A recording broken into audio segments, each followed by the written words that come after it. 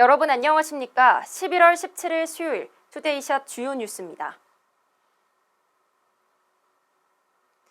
SK 하이닉스 반도체 클러스터가 조성되는 용인시 처인구 일대에서 부동산 불법 투기를 일삼은 기획부동산 업자 등이 대거 적발됐습니다.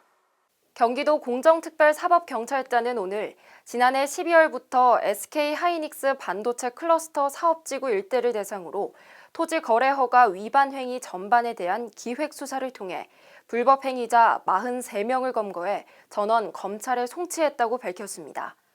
이들은 토지 거래 허가 과정에서 위장 전입이나 명의 신탁 등의 불법 행위를 저질렀던 것으로 드러났습니다.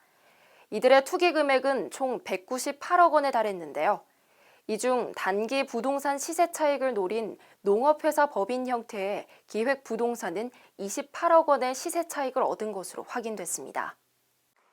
이탄희 의원 등 민주당 의원들이 학급당 학생 수 20명 추진을 대선 공약으로 채택할 것을 촉구했습니다.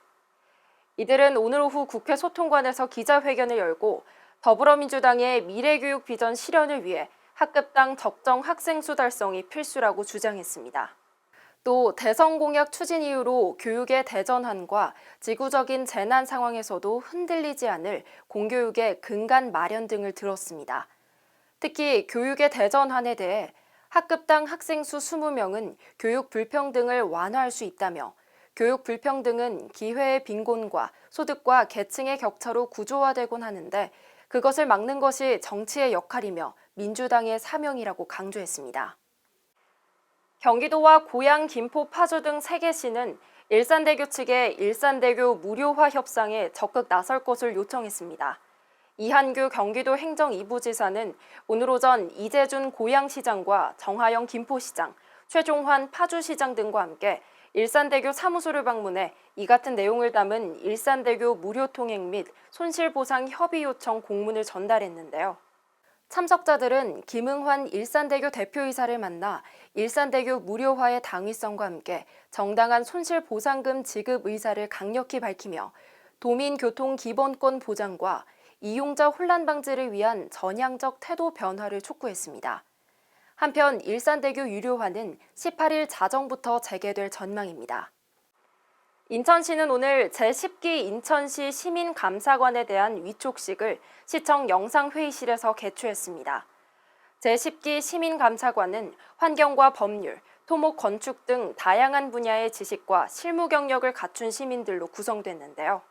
공개 모집과 추천을 통해 올 8월 최종 51명이 선정됐습니다. 시민감사관은 2년간 시정 건의는 물론 기관 종합감사에 직접 참여하는 등 전문적인 감사 활동을 펼쳐나갈 계획입니다.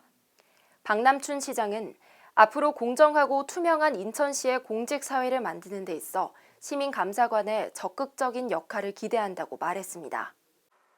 경기도시장 군수협의회는 어제 오후 오산시 유엔군 초전기념관에서 정기회의를 열었습니다.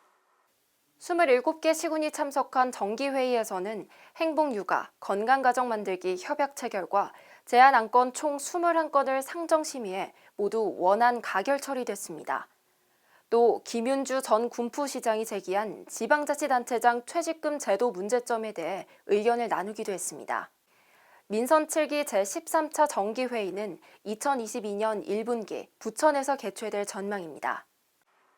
내일은 2022학년도 대학 수학 능력 시험이 있는 날입니다. 위드 코로나로 확진자가 급증하고 있어 살얼음 위를 걷는 듯 조심스러운데요. 교육부는 수능일 교문 앞에서의 응원은 자제해달라고 당부하기도 했습니다. 수험생들의 안전을 위해 모두 적극 협조해야겠습니다. 모든 수험생들의 건승을 기원합니다. 뉴스를 마칩니다. 시청해주신 여러분 고맙습니다.